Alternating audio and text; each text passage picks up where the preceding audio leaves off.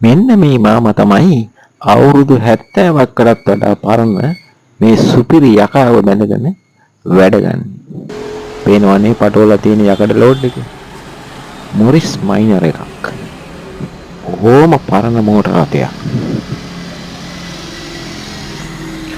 ලොක්කට් බට්ට ටාටා ඉසුසු අතරේ හයර් එකට සුපිරි ගේමක් ගන්න මාරම චරිතයක් කියලා මට නම් හිතෙන්නේ.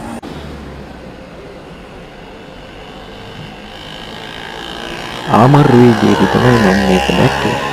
Tamanta තියෙන දෙයින් සුපිරියටම ගේමක් ගහලා ජීවත් වෙන්න දඟලන මේ මාමට අපේ සුබ පැතුම් එක් කරනවා.